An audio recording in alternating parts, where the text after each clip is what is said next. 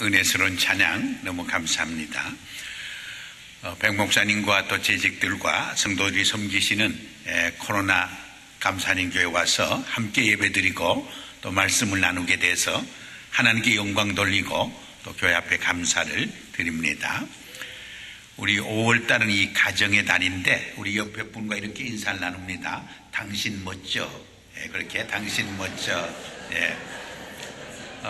5월달은 우리 가족 간에 또 성도와 이웃 간에 당신 멋져 그렇게 인사하면서 좀 살았으면 좋겠어요. 그 뜻이 무엇인지 아시죠? 당당하게 살고 신나게 살고 멋지게 살고 져주며 삽시다, 그런 뜻이에요.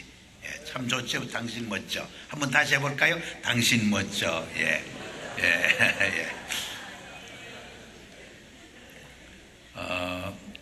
우리 코로나 감사하는 교회가 아주 잘 성장한다는 좋은 소문을 들었습니다만은 계속 교회가 건강하게 은혜 충만하게 성장하기 위해서는 이 교회 영적 분위기가 대단히 중요합니다. 어떤 교회는 가보면 냉랭하고 비판적이고 부정적인 교회가 있어요. 그러면 다른 교회에서 열심히 믿음 생활하던 분도 그 교회 하면 빼딱하게 변질돼요. 열심을 다 잊어버리고 믿음을 다 잊어버려요. 근데 어떤 교회는 사랑이 들끓고 긍정적이고 적극적이고 성령 충만한 그런 공동체가 있어요. 서로 격려하고 사랑해주고 축복해주는 그런 공동체가 있어요. 그러면 다른 교회에서 믿음이 별로 없는 분도 그 교회 하면 믿음이 생겨나요. 또 열심히 교회를 섬기게 되고 또 신앙이 성장하고 성숙해지는 모습을 우리가 보게 되는 것입니다. 그래서 좋은 영적 분위기를 만들어가기 위해서는 먼저 믿는 우리 성도들이 재직들이 좋은 영적 분위기를 자꾸 만들어 가셔야 돼요. 믿습니까? 먼저 믿는 여러분들이 좋은 영적 분위기를 은혜 충만한 성령 충만한 진리 충만한 공동체로 이렇게 세워 가셔야 돼요. 두 번째로는 문턱이 낮아야 돼. 그래서 누가 와도 내 아버지 집에 왔다고 하는 기쁨과 자유함과 평안함이 넘치는 교회가 건강한 교회고 또 하나님을 기뻐하는 공동체의 모습인 것입니다. 저는 인도의 간디를 생각할 때 참 마음에 아쉬움이 있어요. 이분은 영국에서 유학생활할 때 친구 따라서 교회 나갔어요. 근데 마침 안내하는 집사님들이 유색인종이라고 환영해 주지 않았어요. 박대했어요. 그로 인해서 많은 상처를 받고 말아요. 그래서 예수님을 사랑하고 예수님을 존경하고 예수님의 산상보훈을 묵상하고 늘 읽었지만은 한평생 교회는 등지고 살아요. 얼마나 아쉬운지 몰라요. 사실 지난 100몇 년 동안 서양교회가 인도의 선교를 위해서 얼마나 많은 선교사를 파송하고 얼마나 많은 수천만 불의 돈을 썼는지 몰라요. 그러나 큰 성과를 거두지를 못했어요. 여러분, 지금 중국이 세계에서 제일 인구가 많은 강대국이죠. 14억, 15억까지 된다고 보고 있어요. 인도가 11억이 조금 넘어요. 근데 중국은 아이를 하나밖에 못 낳게 해요. 근데 인도는 아직도 많이 낳게 해요. 그래서 앞으로 30년, 50년 후에는 인도가 세계에서 가장 인구가 많은 나라가 돼요. 인구가 얼마나 중요한지 몰라요. 인구가 파워예요. 사실 미국 땅에 우리 코리안 아메리칸이 1천만만 살아도 미국 사회에서 정치적으로 경제적으로 신앙적으로 영적으로 큰 영향력과 임팩트를 줄 수 있는 거예요. 근데 지금 아직도 우리는 뭐 2, 300만 밖에 안 되니까 힘이 없는 거예요. 그래서 우리 한국 사람들이 아기를 좀 많이 낳으셔야 해요. 제가 카나다에서 목회하고 미국에서 목회할 때는 5월 달에 아기 많이 낳으라고 여러 번 설교를 했어요. 이 카나다는 미국 땅보다 더 넓은데 전 인구가 3천만 밖에 안 돼요. 미국은 한 3억쯤 되죠. 우리 한국은 땅덩어리가 좁아서 아기를 그동안 많이 낳자 말을 못했는데 최근에는 인구가 자꾸 줄어드니까 정부에서도 아기 많이 낳는 운동을 자꾸 전개하고 있어요. 인구가 자꾸 줄어들잖아요. 2050년대 되면 인구가 많이 줄게 돼 있어요. 근데 여러분, 아기를 셋씩 낳으면 5대 선후회는 몇 명이 되느냐? 300 몇십 명이 돼요. 근데 6명씩 낳기 시작하면 5대 선후회는 3만 몇만 명으로 늘어나요. 근데 12씩 낳기 시작하면 5대 선, 6대 선후회는 30 몇만 명으로 늘어나요.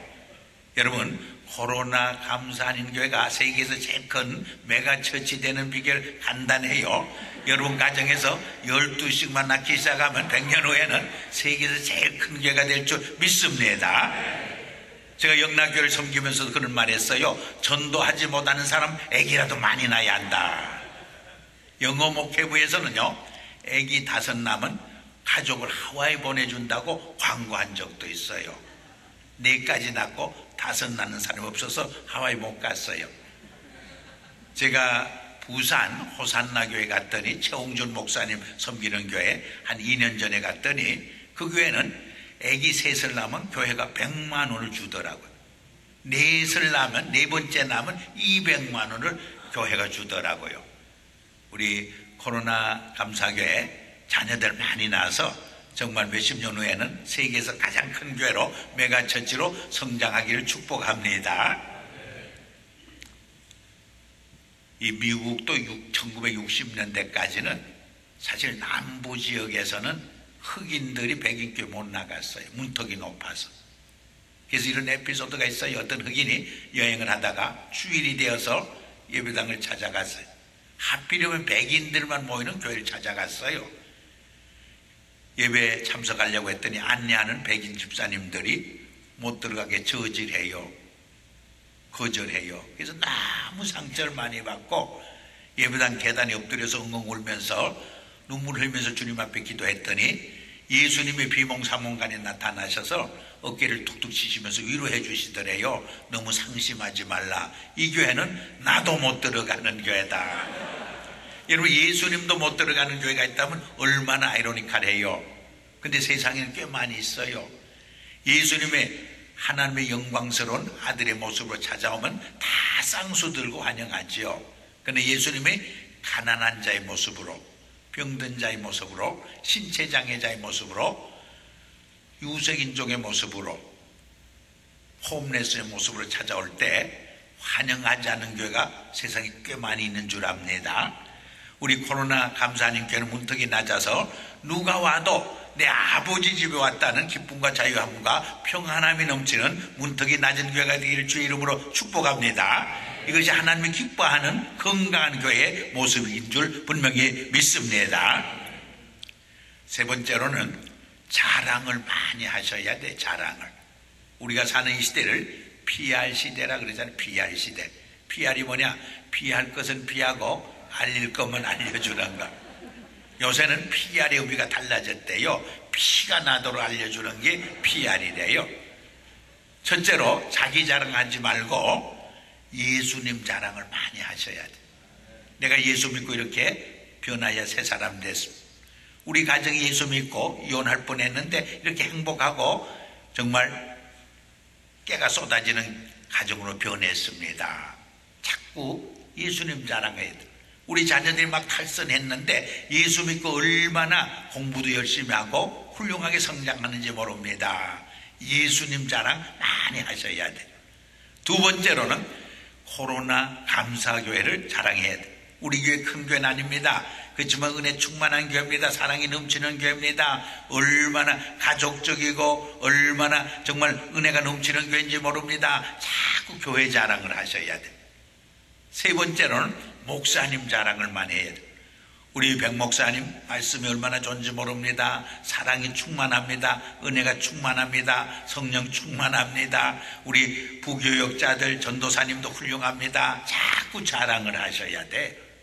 마지막으로는 성도들을 자랑해야 돼. 우리 교회 장로님도 너무나 훌륭합니다. 안수 집사님들 너무나 멋있습니다. 너무나 헌신적입니다. 우리 교회 권사님들 너무나 훌륭합니다. 우리 교회 집사님들, 썬데이 스쿨 교사들, 성가대원들 얼마나 훌륭한지 모릅니다. 자꾸 자랑을 하셔야 돼요. 솔직히 말해서 믿지 않는 사람들에게 자기 교회 자꾸 흉보고 비판하고 자기 교역자나 성도들 흉보면 그 교회 나오겠어요? 나오려다가도 36개 도망을 치는 거예요. 우리 한번 따라할까요? 예수님 자랑, 우리 교회 자랑, 우리 목사님 자랑, 우리 성도님 자랑. 예, 이 네 가지만 열심히 하면 부흥회하지 않아도 돼요. 부흥회하지 않아도 교회가 잘 자라게 돼 있어요. 한번 1년 동안 우리 예수님 자랑, 우리 교회 자랑, 목사님 자랑, 성도님 자랑 한번 열심히 1년 동안 프랙티스 하시길 바랍니다. 1년 후에는 이 교회가 많이 성장할 줄 분명히 믿습니다. 우리 인생은 사실은 만남이에요. 이 만남이 잘 되면 행복하고 성공적인 삶을 살아요. 근데 이 만남이 잘못될 때 불행해지고 실패하는 인생을 살아요. 우리 인간은 나서 죽을 때까지 이 만남과 인간관계 울타리를 떠나서 살 수 없는 이런 존재예요. 근데 우리가 살면서 만나야 할 몇 가지 중요한 만남들이 있어요. 그래서 첫 번째 만남이 뭐냐면 부모와의 만남. 우리가 세상에 태어나면 제일 먼저 만나는 분이 우리 부모님이에요. 그리고 이 부모와의 만남이 모든 한평생 살아가는 삶의 과정에서 만나는 모든 만남의 기초가 된다, 그런 말이에요.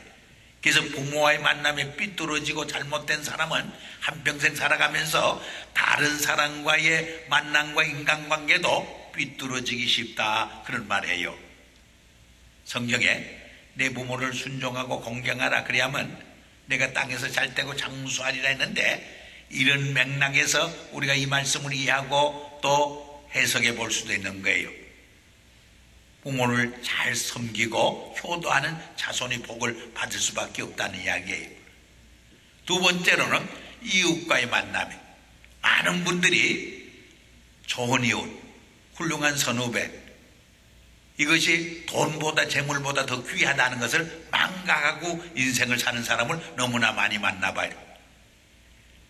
최인호 씨가 쓴 상도라는 책에도 임상옥이라는 거상을 통해서 이 비즈니스는, 장사는 돈 버는 게 아니고 사람을 남기는 거다, 그런 말이에요. 사람이 중요해요. 예수님의 사역을 봐도 예수님의 사역에서 가장 중요시한 것이 사람이, 사람이 얼마나 중요한지 몰라요.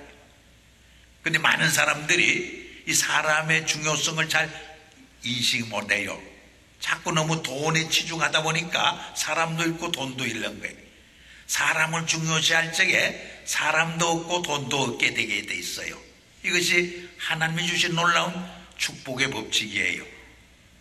한 청년이 주말이 되어서 여행을 하다가 호텔에 들렸어요. 하룻밤 자고 가자고 방을 요청했더니 그날따라 초10,000원이어서 방이 없대요. 근데 이 청년도 사실은 지불할 돈조차 없었어요. 그렇지만 하룻밤 자야지만 자기가 꼭 은혜를 잊지 않고 신세를 갚겠다고 사정을 했어요. 주인이 딱하게 여기고 자기 방을 비워서 하룻밤을 재워줘요. 이것이 두 사람 간의 좋은 우정의 출발이 되어졌던 것입니다. 근데 이 젊은 청년이 누구냐? 미국의 제16대 대통령이었던 아브라함 링컨이었어요. 얼마나 수지 맞는 우정의 만남이 됐겠어요. 세 번째로는 부부와의 만남이, 뭐니 해도 여자들은 남편을 잘 만나야 돼. 대통령을 만나면 대통령 영부인이 되는 거예요. 큰 회사의 CEO를 만나면 회장님, 사장님, 마나님이 되는 거예요. 그러나 홈레스를 만나면 홈레스 마누라로 전락하는 거예요. 근데 사실은 남자들도 아내를 잘 만나야 돼. 아내를 잘 만나야 성공하고 출세한다, 그런 말을 듣잖아요. 그리고 네 번째로는 스승과의 만남. 우리 한평생 살아가면서 좋은 선생님, 좋은 스승을 만난다는 것은 가장 큰 축복의 하나예요. 우리가 교회 생활하고 신앙생활할 때 좋은 영적 지도자를 만난다는 것은 얼마나 큰 축복의 하나인지 몰라요. 여러분, 우리 백 목사님처럼 좋은 목회자를 만난 것이 축복의 하나예요. 저도 제가 되기까지는 저에게 많은 감동과 영향을 준 스승들이 있어요. 얼마나 감사하게 제가 생각을 하는지 모릅니다. 그리고 마지막으로는 주님과의 생명적인 만남이에요. 아무리 많은 사람과의 만남이 있어도 주님과의 생명적인 만남이 없을 때 헛된 만남, 무의미한 만남이 되고 마는 거예요. 캔사스 시티에 테네지주에 벤 후퍼라는 소년이 있었어요. 고아였어, 고아. 그러다 보니까 동네 아이들이 함께 놀아주지 않았어요. 왜? 부모들이 그 아이와 고아와 노는 것을 수치스럽게 생각했어요. 그러니까 늘 친구 없이 왕따 당하면서 살 수밖에 없었어요. 근데 그 타운에 예배당이 있었는데 젊은 새로운 담임 목사님이 오셨다는 소문을 들어요. 근데 그 목사님은 말씀도 좋지만은 아이들을 무척 사랑해 주신다는 소문을 들어요. 그래서 주일이 되면 그 예배당을 찾아가서 예배드리고 말씀의 은혜 받고 조용히 나와요. 근데 많은 사람들을 만나는 것이 이 아이는 부담스러웠어요. 그래서 목사님의 축도가 끝나기 전에 살짝 뒤로 나와서 도망을 치다시피 늘 나오곤 했어요. 근데 한 번은 너무 은혜를 많이 받다 보니까 울면서 의자에 앉아서 기도를 했던 거예요. 그러다 보니까 춥다고 교인들이 다 떠났는데도 혼자 눈물을 흘리면서 기도하고 앉아 있었어요. 그러다가 눈을 떠보니까 다 사람들이, 교인들이 갔으니까 허둥지둥 교회를 빠져나와요. 근데 마침 밖에 서서 교인들을 배웅하던 목사님이 아직도 거기에 계셔요. 그러면서 그 아이를 보더니 내가 누구의 아들이지 물어요. 근데 이 아이에게는 자기 아버지를 모르기 때문에 그 질문이 가장 치명적인 질문, 제일 듣기 싫은 질문이에요. 그래서 고개를 떠뜨리고 막 도망을 치는데 목사님이 또 말씀을 해요. 나는 내가 누구의 아들인지 잘 알고 있어. 이 말은 더 충격적이고 더 놀라운 말씀이었어요. 근데 그 뒤에서 목사님의 소리가 계속 들렸어요. 너는 하나님의 아들이야. 그러므로 너는 하나님 아들답게 살아야. 이 말이 귓전에 오래 퍼졌어요. 여러분, 이 벤 후퍼가 누군지 아세요? 그 후에 테네지주의 주지사가 된 사람. 한 번만 주지사가 된 게 아니라 3번씩이나 주지사가 됐어요. 주지사가 되는 날 유명한 신앙 고백을 했어요. 자기가 예배당에 가서 예배를 드리고 은혜 받고 나올 적에 목사님이 내가 누구의 아들이지? 너는 하나님의 아들이야. 그러므로 너는 하나님 아들답게 살아야. 이 한마디가 자기 인생의 운명을 바꿔놨다 고백을 했어요. 이번 이틀 집회를 통해서 주님과의 생명적인 만남이 여러분께도 일어나길 축복합니다. 하나님과의 생명적인 만남이 이루어지기를 주의 이름으로 축복합니다.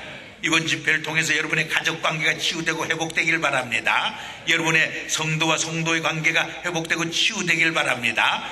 무엇보다도 주님과의 생명적인 관계가 회복되고 치유되는 시간이 되기를 주의 이름으로 축복합니다. 오늘 본문에 보니까 사도 바울은 우리 인생을 질그릇에 비유하고 있어요. 질그릇에. 질그릇처럼 깨어지기 쉽고 부서지기 쉬운 연약한 존재라는 거예요.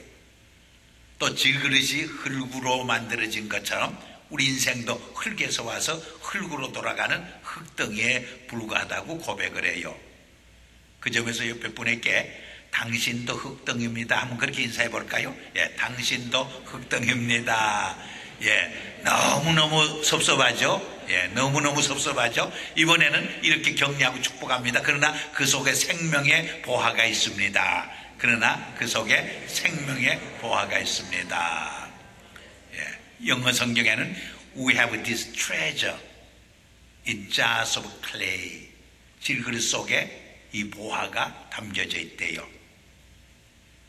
그러므로 우리는 천사도 부러워하는 만물의 영장으로서 멋진 고귀한 인생을 살아가는 거예요. 근데 이렇게 하나님이 우리를 지어주시고 예수 그리스도를 통해서 생명의 빛을 비춰준 이유가 뭐냐? 영어 성경에 보니까 To show that this all surpassing power is from God and not from us. 그 크신 능력이 우리 자신에게서 오는 것이 아니고 하나님께로부터 오는 것을 깨닫고 살도록 하기 위함이라는, 말하자면 그 크신 능력이 우리 자신에게서 오는 것이 아니고 하나님께서 오는 것이므로 하나님과의 생명적인 관계를 맺고 살 적에 만물의 영장으로서 정말 천사도 부러워하는 고귀한 인생을 살 수 있다는 것을 깨닫게 하기 위함이라는 거예요. 그리고 계속해서 이러한 생명의 보화를 지닌 크리스찬의 삶은 어떤 것인가? 이러한 생명의 보화를 지닌 우리 크리스찬 가정 공동체와 교회 공동체의 삶은 어떤 것인가? 한 세 가지로 오늘 본문에서 사도 바울이 설명을 해주고 있어요.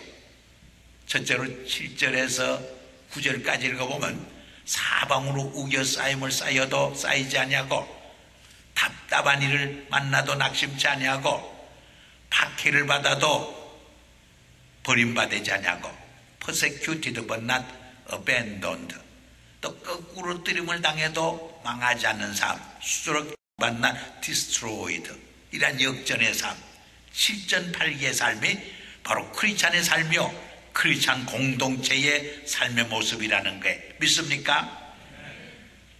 여러분, 세상 사람들은 한번 넘어지면 그 자리에 주저앉아요. 포기해요. 절망해요. 그러나 우리 크리스찬의 삶은, 생명의 보화를 지닌 그리스도인의 삶은 그 자리에서 일어서요. 그 자리에서 다시 실전팔기해요. 역전의 삶을 살 수 있는 거예요. 여러분, 우리가 넘어질 때 마귀는 포기하게 해요. 낙심하게 해요. 절망하게 해요. 그러나 우리 성령님은 일어설 수 있는 용기를 주시고 힘을 주시는 줄 믿습니다. 일어설 수 있는 비전과 꿈을 주시는 줄 분명히 믿습니다. 우리가 넘어지고 쓰러질 때 마귀는 기뻐해요. 박수갈채를 보내요. 그러나 우리 성령님은 슬퍼해요. 마음 아파해요. 일어서기를 원하는 거예요. 2년 전에 그 칠레에서 33명의 광부들이 69일 동안 700m 지하 갱에 갇혔다가도 살아서 돌아왔어요. 그래서 온 인류에게 얼마나 큰 기쁨의 선물이 되었는지 몰라요. 여러분, 그분들이 살아날 수 있었던 비결이 무엇이죠?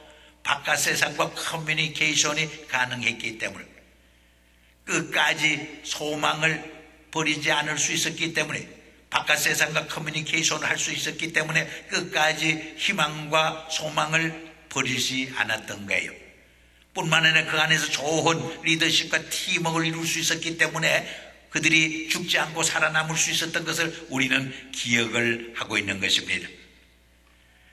어떤 유명한 크리스찬 유니버시티에서 졸업식을 거행하는데 그 학교를 졸업한 졸업생 중에 가장 훌륭하게 기업을 이끌어가는 CEO 한 사람을 선택해서 졸업연설을 부탁을 했어요. 그랬더니 이분이 강단에 서자마자 졸업생들에게 이렇게 말을 시작을 했어요. 여러분, 사회에 나가서 여러 번 실패하시기 바랍니다. 얼마나 충격적인 말이에요. 근데 그 내용은 자기가 젊어서 대학을 졸업하고 사회에 나가서 여러 번 실패했대요.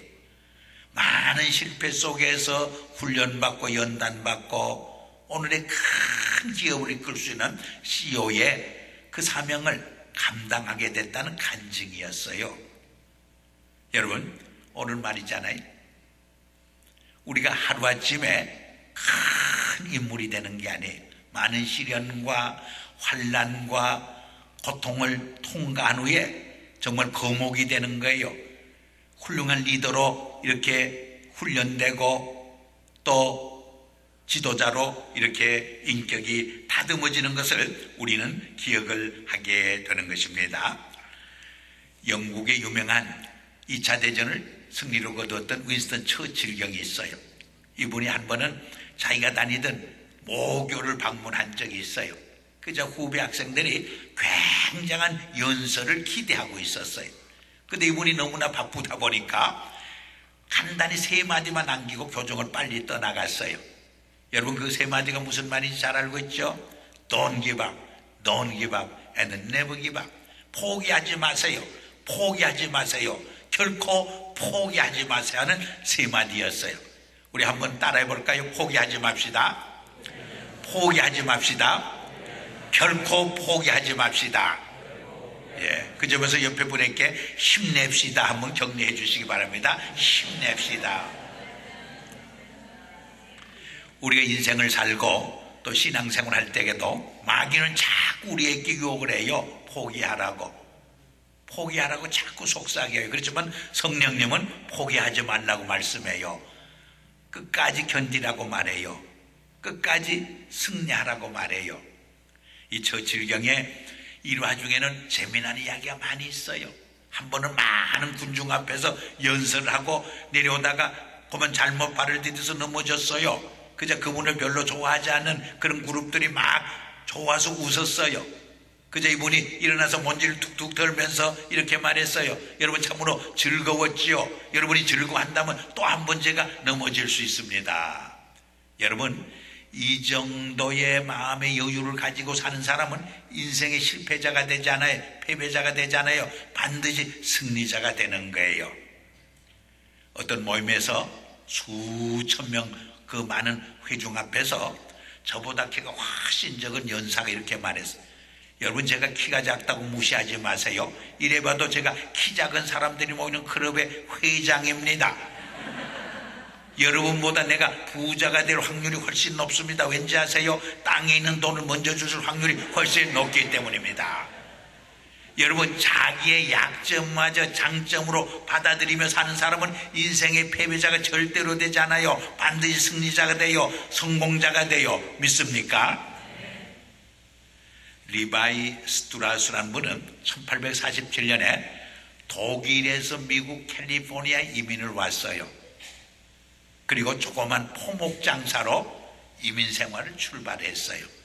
근데 그 당시 북가주에는 금광산업이 막 개발되면서 이분이 텐트를 만드는, 천막을 만드는 천을 만들어서 팔므로써 짭짤하게 재미를 봤어요. 이 북가주는 날씨가 좋으니까 집을 짓지 않아도 천막 쳐놓고도 이 광부들이 일을 할 수가 있잖아요. 근데 한 번은 군에 납부할 10만 개의 텐트를 오더받아요. 그래서 있는 돈 없는 돈 다 끌어다가 그 물건을 준비했는데 며칠 전에 그 오더가 취소돼요.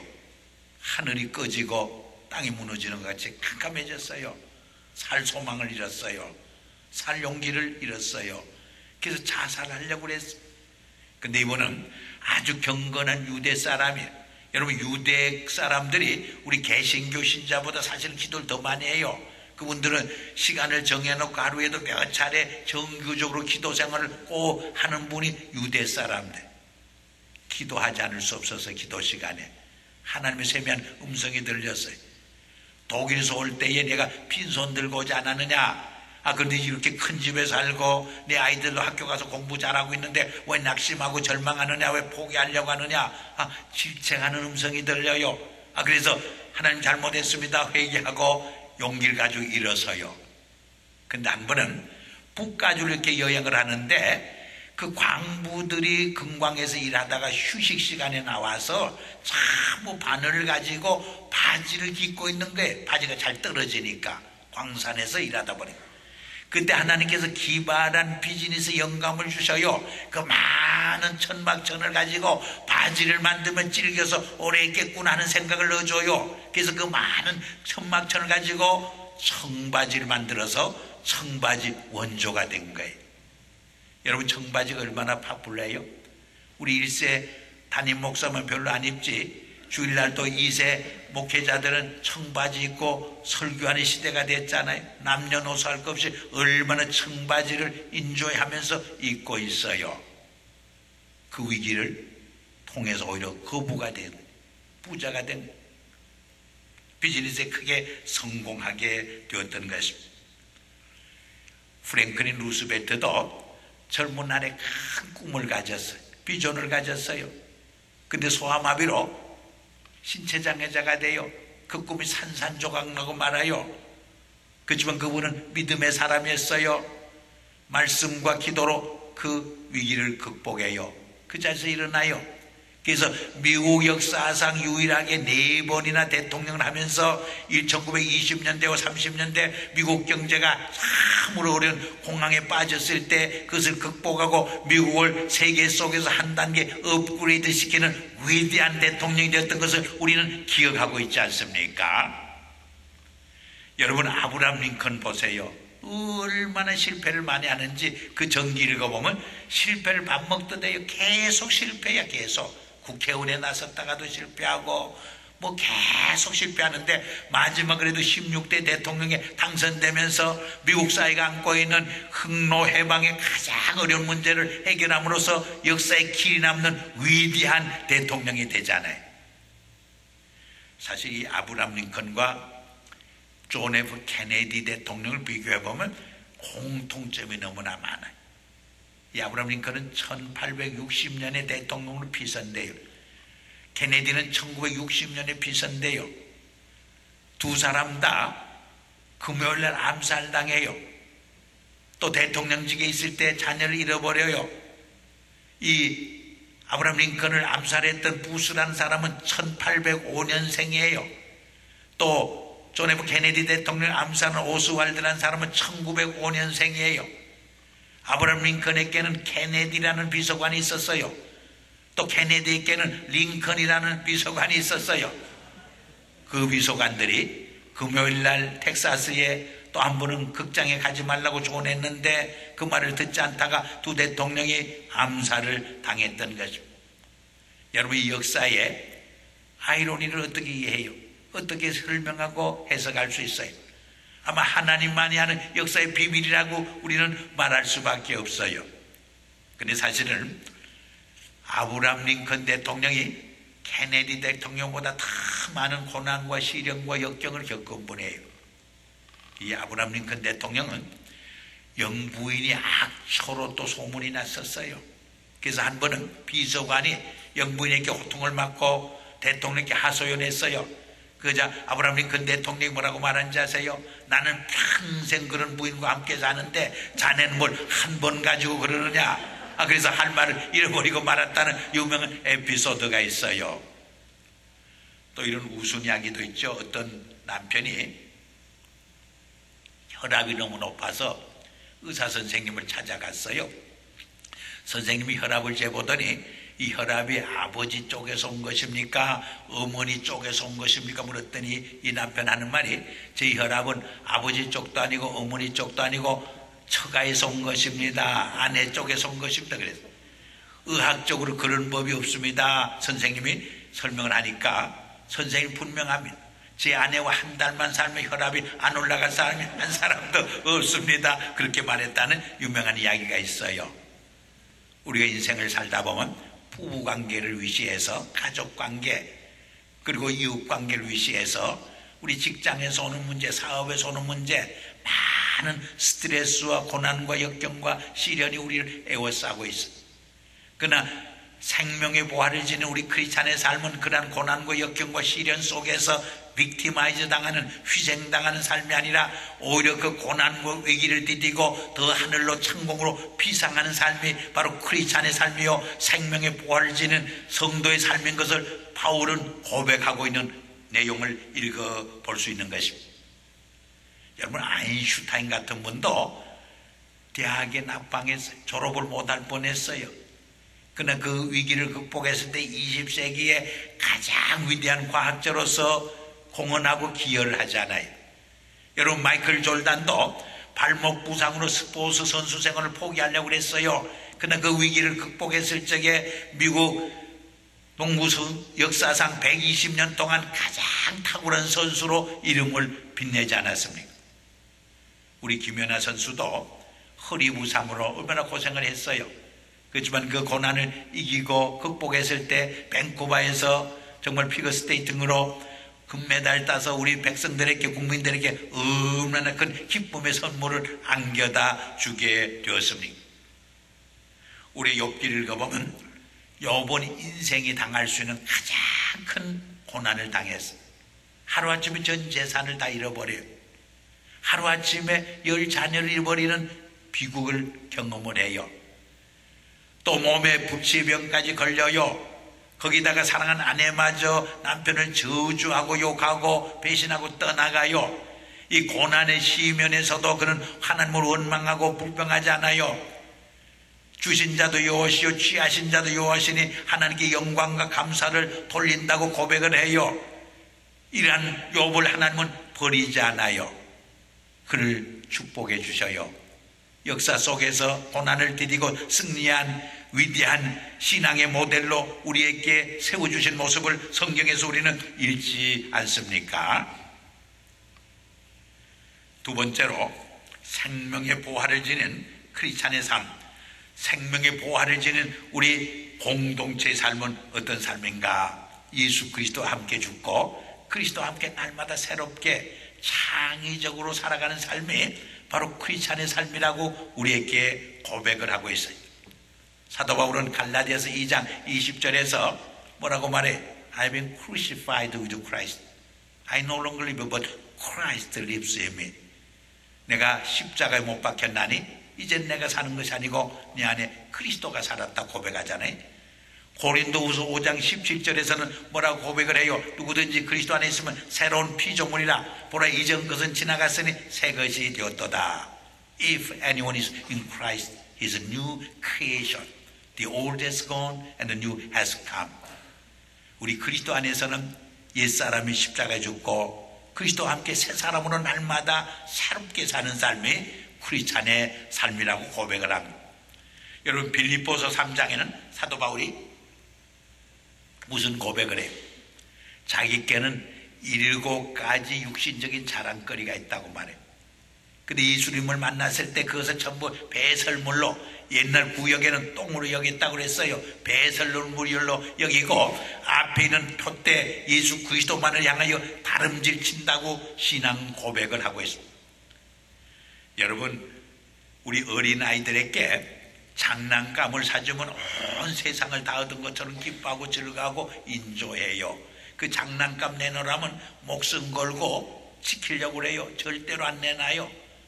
그렇지만은 더 좋은 장난감을 사주면은 옛날 가지고 놀던 장난감을 팽개쳐요. 뒤돌아보지 않아요. 우리 어른의 세계도 마찬가지. 지금까지 세상의 부귀영화를 내 목숨보다 내 생명보다 귀하게 여겼는데 복음 안에서 그리스도 안에서 더 귀한 보화를 발견할 때 그 세상의 부귀영화를 판가칠 수가 있는 거예요. 우리 신앙의 세계와 영적 세계에서도 마찬가지. 불란서의 드골 샤를드 푸코라는 분은 사라의 불꽃이라는 유명한 책을 썼는데 아주 고급 장교 출신이에요. 그래서 은퇴금만 받아도 남은 여생을 평안하게 소위 세상을 인조하면서 잘 지낼 수가 있었어요. 근데 예수를 만나자 인생관이 바뀌어요. 가치관이 바뀌어요. 삶의 비전과 꿈이 달라져요. 그래서 세상의 부귀영화를 다 버려두고 뒤로 두고 복음을 증거하기 위해서 아라비아 광야로 들어가서 복음을 전해요. 그러다가 원주민의 총탄에 맞아서 순교를 당하고 말았던 것입니다. 그 책에서 유명한 말을 남겼어요. 우리 삶에서 믿음이 얼마나 귀하고 소중한가. 우리는 믿음 없이는 하루도 살아갈 수 없는 존재라고 고백을 해요. 그러면서도 그는 이런 말을 남겨요. 때로는 그러나 바로 우리가 믿고 신앙생활 한다는 것이 얼마나 어려울 때가 있는가, 정말 하나님 말씀대로 바로 믿고 바로 살려고 하면 얼마나 힘들 때가 있는가 하는 그런 고백을 남기게 된 것입니다. 우리 세상 사람들의 시간관, 역사관은 아침에 희망으로 출발해요. 그러나 저녁에 피곤과 낙심과 절망으로 끝을 내요. 세상의 불신자들은 생명으로 인생을 출발해요. 그러나 결국은 마지막 죽음과 멸망과 심판으로 끝장을 내요. 그러나 히브리 사람들의 시간관, 우리 크리스찬들의 역사관은 어떤 것인가? 창세기 1장에 보면 저녁이 되며 아침이 되니 첫째 날이라, 저녁이 되며 아침이 되니 둘째 날이라, 저녁이 되며 아침이 되니 셋째 날이라, 그렇게 기록하고 있습니다. 무슨 말이에요? 우리 크리스찬들의 시간관과 역사관은 때로는 저녁과 같은 실패로 시작할 때도 있어요. 저녁과 같은 고난과 시련으로 시작할 때도 있어요. 그러나 아침의 생명으로 이어져요.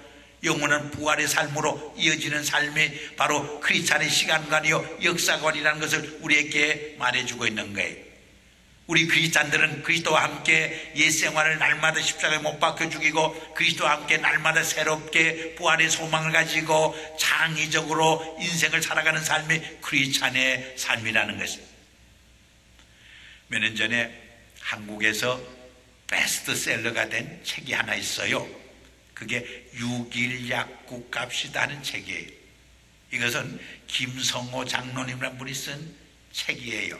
6일 동안 열심히 일하고 7일 날은 교회 나가서 신령과 진리 예배드리고 하나님께 영광 돌리는 신앙생활을 의미하는 거예요.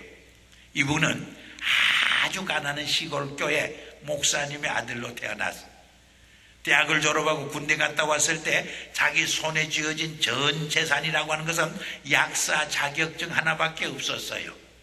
그 약사 자격증 하나 가지고 인생을 출발해요. 마산의 변두리에서 4.5평짜리 약국으로 인생을 출발해요. 왜? 4.5평보다 더 적으면 약국 허가가 한국에서 나오지 않는데요.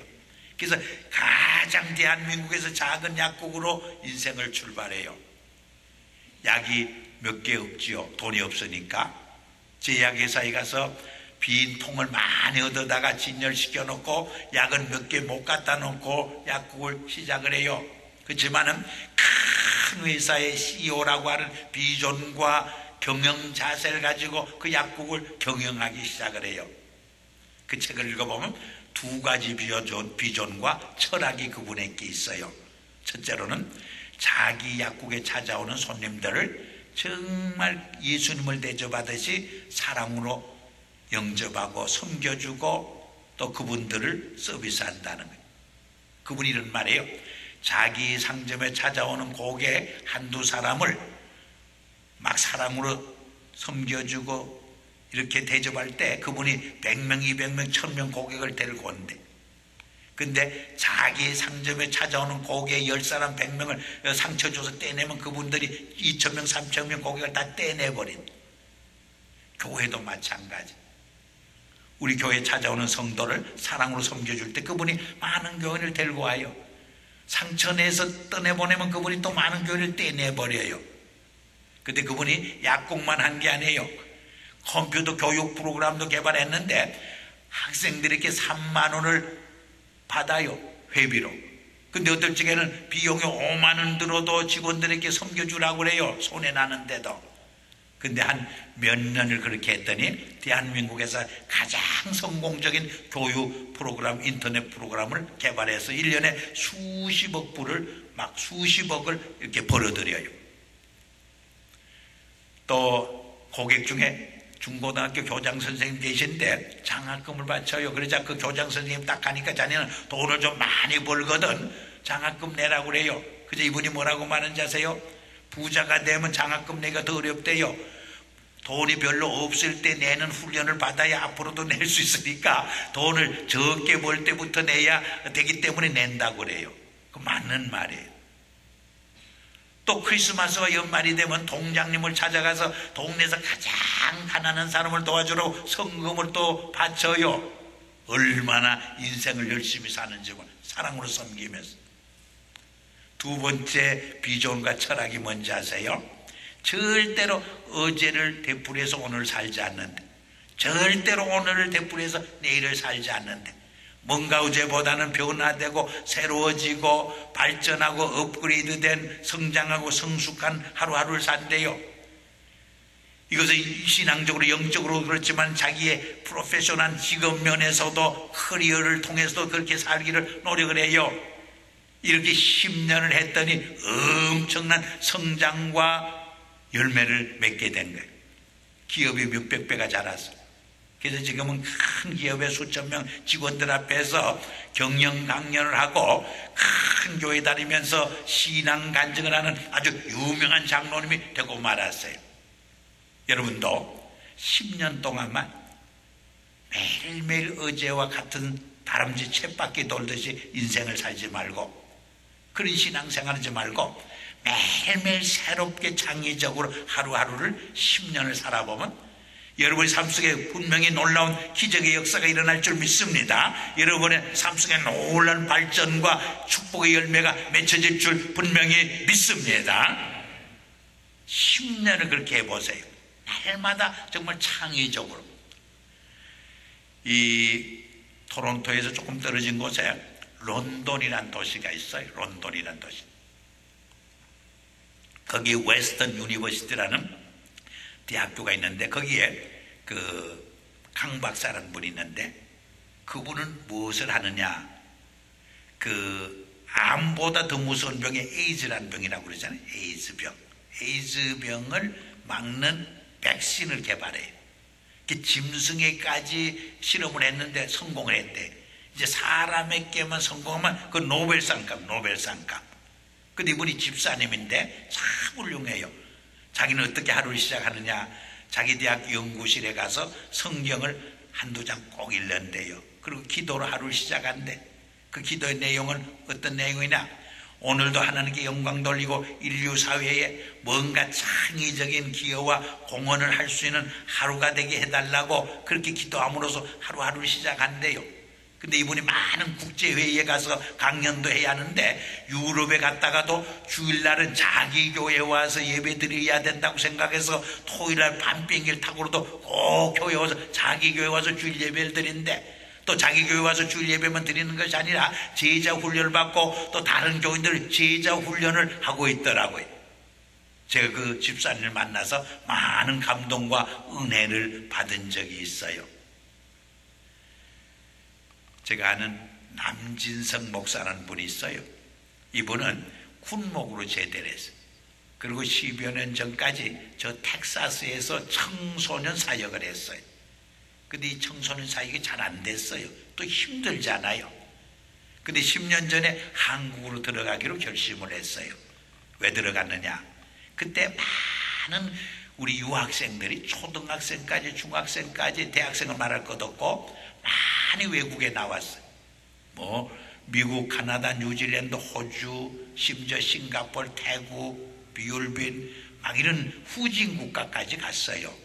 그래서 막 기러기 가정이 얼마나 많이 생겨서 가정이 파탄되고 가정이 깨지고 많은 문제가 생기기 시작을 했어요. 그렇게 해서 쓰는 돈이 얼마냐, 6조 원을 썼대. 대한민국의 교육부 전 예산이 12조인데 반에 해당하는 6조의 유학비로 나갔다는 거예요.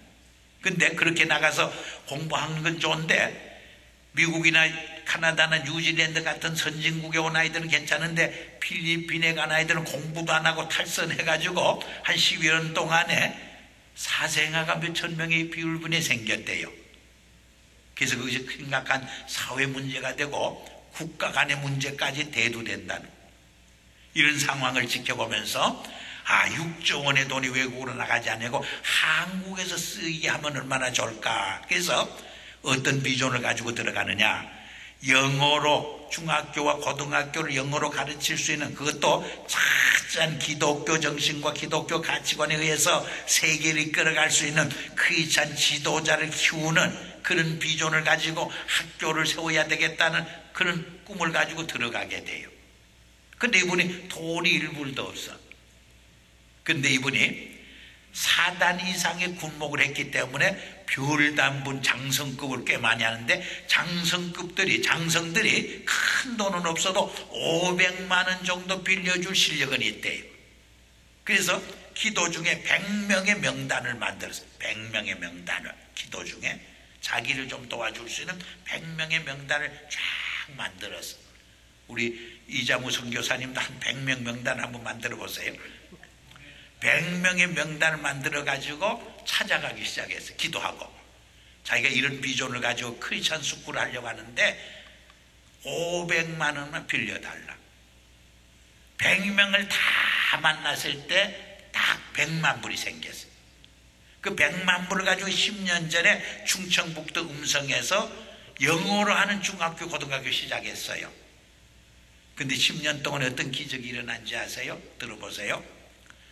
그 학생들이 대한학교니까 한국 서울대학교나 연세대학교, 고려대학 가려면 검정고시를 쳐야 되니까 한국대학을 가지 않고 전부 미국대학에 와요. 코넬대학, 존 홉킨스, UC 버클리, UCLA, 펜대학, 아주 우수한 대학에 다 입학을 해요. 이것이 한국 방송에 방영이 돼요. 서울대학이 한 7, 8년 전만 해도 세계 100대 대학에 들어가지 못했어요. 카이스트만 70몇 등에 들어갔어요. 근데 존 홉킨스나 코넬은 15등, 17등까지 들어가요. 그저 한국에 센세이션을 일으켰어요. 그러면서 막 서울에서 돈 많은 부모들도 그 학교에 자기 자녀들 보내려고 막 줄을 서는 거예요. 한 달에 1,000불, 1,500불 내고도 그 학교에 보내겠다는 거예요. 그래서 10년 만에 어떤 기적이 일어나느냐. 지금은 1,000몇백 명의 학생이 됐어요.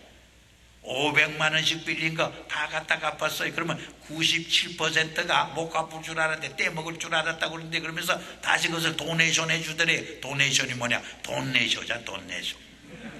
다 도네이션 해. 그리고 3억 5억 내고 이사 되겠던 사람이 줄을 서는 거예요. 그리고 2년 전에 음성에 200억짜리 학교가 세워졌어요. 지난해는 문경 지역에서 우리 커뮤니티에도 그런 영어로 가르칠 수 있는 크리스찬 학교를 좀 세워달래가 자기들이 막 돈을 내고 도와가지고 200 몇십억짜리 학교가 또 세워졌어요. 물론 교장은 미국 분이에요. 이 남목사님 영어를 잘하지도 못해요.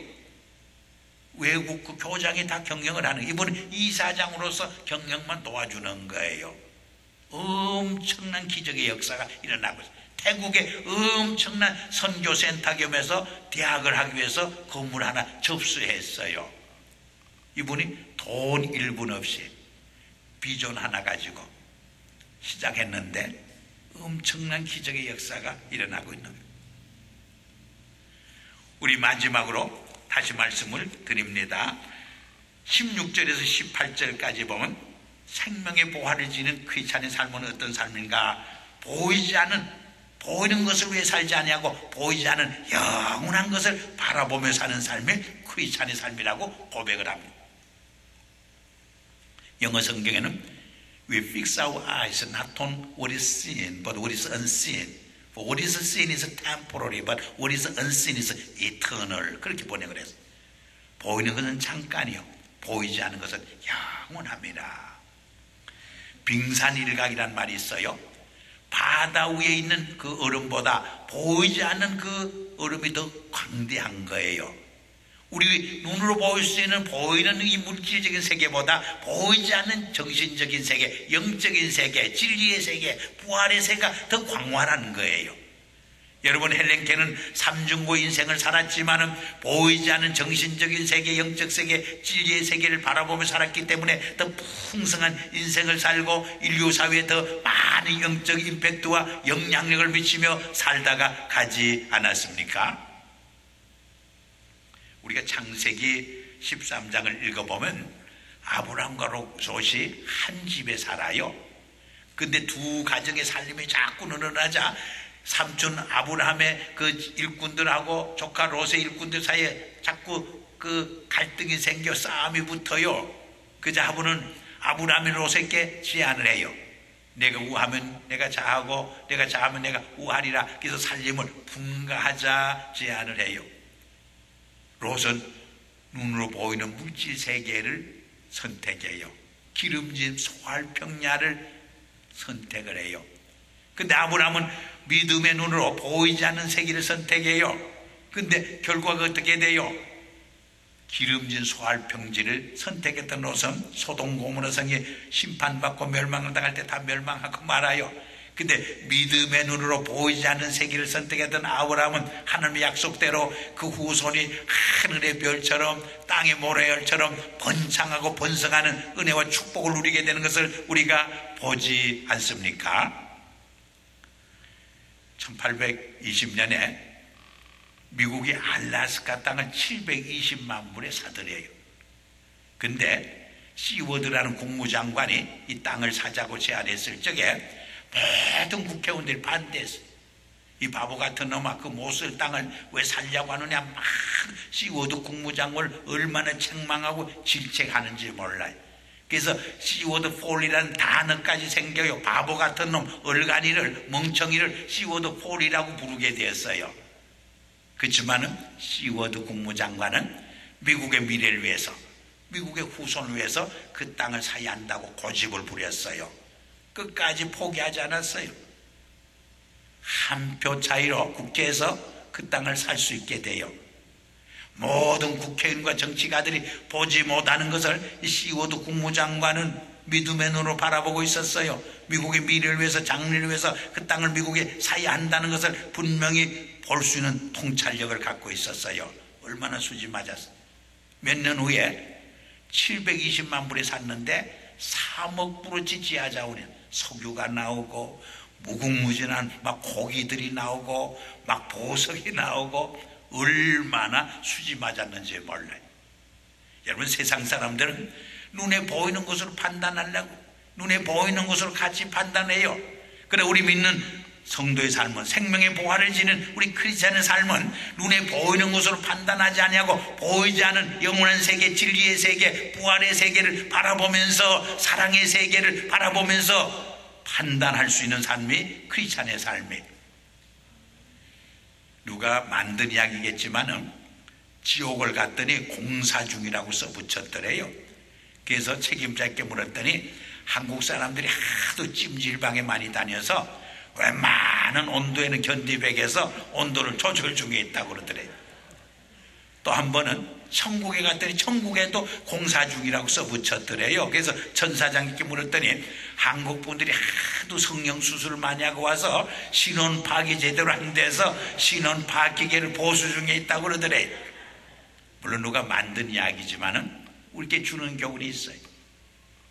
우리가 겉모양을 아름답게 꾸미는 거 잘못된 건 아니에요. 이왕이면 아름답게 꾸미는 거 좋지요. 그렇지만은 우리 믿음의 사람들은 우리의 속사람을, 우리의 내면적인 삶을 풍성하게 해야 돼.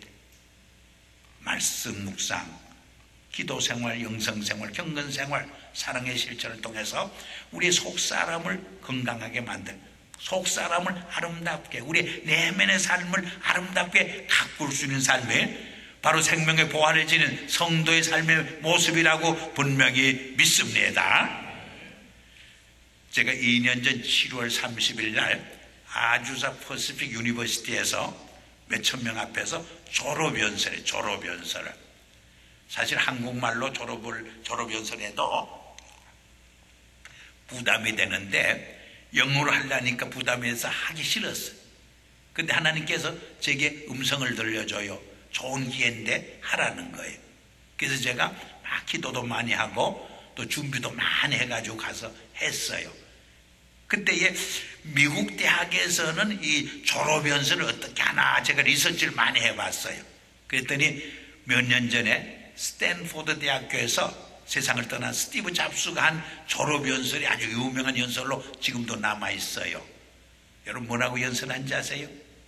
대학도 졸업하지 못한 이 사람이 명문대학 스탠포드 대학교 와서 졸업연설하게 돼서 영광으로 생각합니다. 그 말로 시작을 해요. 스티브 잡스는 대학을 졸업 못했어요. 고등학교밖에 못했어요. 대학을 그렇게 가고 싶었지만 고아로 자랐어요. 양부모의 1년 동안의 인컴을 다 갖다 바쳐도 대학교 1년 학비가 안 돼. 그래서 대학을 포기해요. 그렇지만은 너무 대학에 가고 싶어서 몇 강의를 청강했어요. 그것이 애플사를 시작할 때 얼마나 많은 도움을 줬는지 모른다고 고백을 하고 간증을 해요. 근데 여러분, 자기가 세운 애플 회사에서 몇 년 후에 쫓겨나요. 퇴출당해요. 온 세상에 자기가 세운 회사에서 쫓겨나다니 말이 안 되잖아요. 근데 회사를 시작할 적에 자기보다 더 유능한 사람이 있으면 그 자리를 내어주겠다고 정책을 세웠어요. 애플 회사가 너무나 잘 되니까, 너무나 훌륭한 엘리트들이 많이 들어오니까, 입사하니까 이 사람이 쫓겨나요. 그리고 얼마나 고통을 당하는지 몰라요. 자살하고 싶었어요. 죽고 싶었어요. 사라지고 싶었어요. 그렇지만 죽지도 못하고 사라지지도 못했어요. 그 많은 고통을 당하고 고난을 당하면서 이분이 무슨 훈련을 받느냐? 모든 것을 창의적으로 새롭게 생각하고 바라보는 훈련을 받아요. 그 창의적으로 생각하고 창의적으로 바라보는 훈련을 통해서 조그만 회사를 다시 시작을 해요. 그 회사가 성공적으로 잘 크게 돼요. 그래서 애플 회사와 병합을 해요. 그래서 애플 회사 CEO로 컴백을 해요. 이 단계가 축복받은 단계로 고백을 해요. 좋은 집도 사고 경제적으로도 안정되고 이렇게 탄탄대로를 걷게 돼요. 근데 그것이 몇 년 못 가요. 의사로부터 췌장암에 걸려서 당신은 얼마 못 산다고는 사형 선고를 받아요. 근데 그런 고백을 해요. 죽음 앞에 섰을 적에 모든 세상의 부귀영화를 다 내려놓을 수 있었다고 그래요.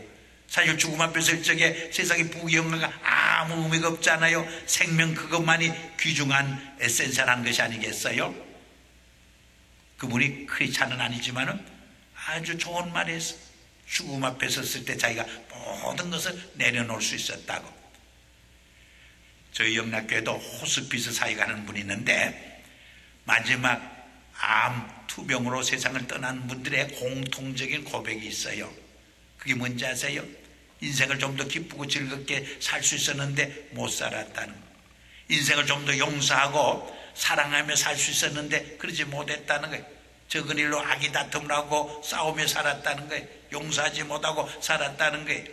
그리고 좀 더 섬기고 베풀고 헌신하며 살 수 있었는데 그러지 못했다는 고백이에요. 그때 조금만 더 참았으면 좋을 뻔했는데 참지 못했다는 거예요. 여러분, 우리가 죽음이란 렌즈를 통해서 인생을 조명해 살 때 훨씬 인생을 진실되게 살 수 있어요. 또 본질적인 것을 위해 살 수 있어요. 용서하고 사랑하며 살 수 있어요. 베풀고 섬기고 헌신하며 살 수 있어요. 잠깐 있다가 없어지는 세상을 위해 살지 아니하고 영원한 하나님의 생명에 잇대어 살아갈 수 있는 지혜를 얻게 되는 것입니다. 이야기 안 하고 제 말을 끝내려고 합니다. 에릭이라는 청년이 있었어요. 이분은 1924년에 캠브리지 대학을 졸업을 했어요. 그리고 같은 해 파리에서 열리는 올림픽 대회에 참석해서 400m 경기에서 금메달을 땄어요. 근데 이분은 원래는 100m 경기 금메달리스트였어요. 근데 100m 경기를 포기해요. 왜 포기한지 아세요? 주일날 그 경기가 스케줄이 돼 있었어요. 주일을 지키기 위해서, 성수주일의 신앙을 지키기 위해서 그 경기를 포기해요. 신문에 바깥 뒤집어져요. 대서특별 뉴스가 나와요. 다행히 친구, 영국에서 같이 간 친구가 100m 경기 금메달 따서 영국이 크게 위로를 받아요.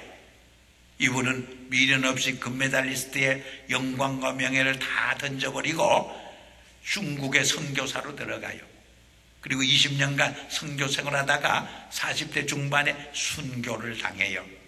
이분의 라이프 스토리를 영화로 불수레라고 하는 영화로 만들었는데 82년도에 아카데미상을 받아요. 이 한 편의 영화가 얼마나 많은 사람들에게 영적 감동과 임팩트를 주는지 몰라요. 여러분, 엘릭이 어떻게 금메달리스트의 영광과 명예를 박차고 정말 이름도 없이 빛도 없이 중국 땅에 가서 복음을 전하다가 순교의 삶을 살 수 있었어요? 보이는 세상을 위해 살지 않냐고, 보이지 않은 영원한 하나님 나라를 바라보는 믿음의 눈이 있었기 때문이에요. 이야기 하나 더 할까요? 에콰도르에 짐 엘리엇이라는 사람이 갔다가 순교당한 이야기하고 제가 말을 끝내겠습니다.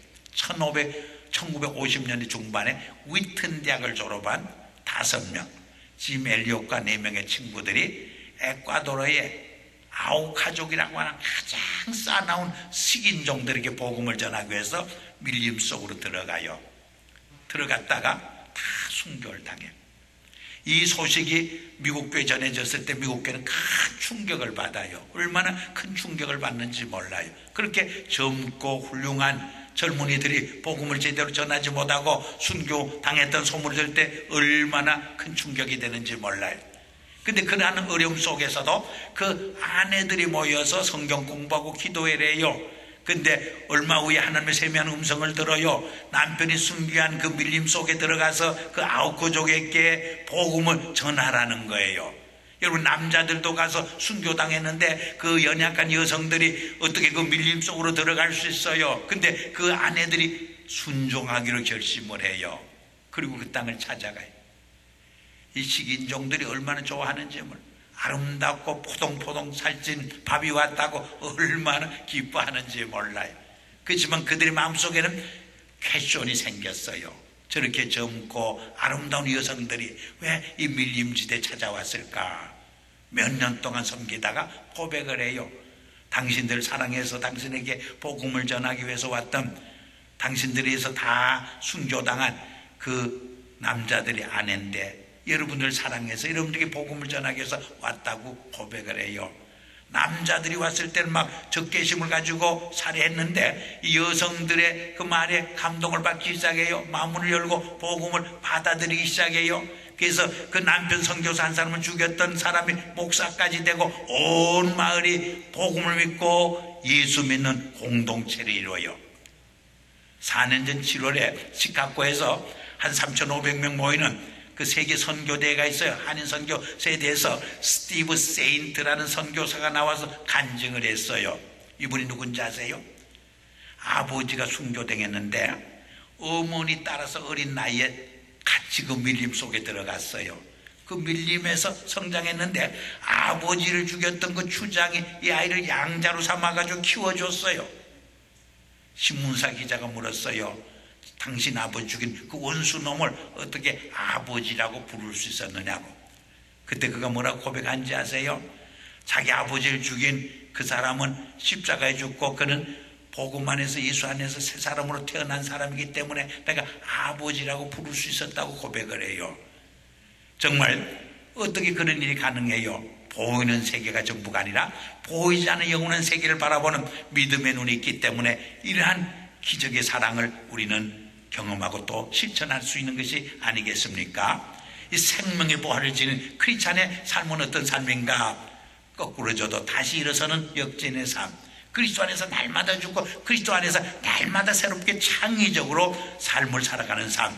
보이는 세계를 위해 살지 아니하고 보이지 않은 영원한 세계를 바라보는 사는 삶이라고 고백을 하고 있습니다. 여러분, 그릇은 무엇을 담느냐에 의해서 가치가 결정돼요. 쓰레기를 담으면 쓰레기통이 되는 거예요. 물을 담으면 물통이 되는 거예요. 보석을 담으면 보석단지가 되는 거예요. 여러분들은 남은 생에 어떤 그릇으로 살기를 원해요? 여러분의 가정 공동체는 어떤 그릇이 되기를 원해요? 여러분의 믿음의 공동체인 코로나 감사교회는 어떤 그릇이 되기를 원해요? 생명의 보화를 지니고 하나님께 영광 돌리고 세상을 구원하고 변화시켜가는 공동체로 계속 성장 부흥하기를 주의 이름으로 축복합니다.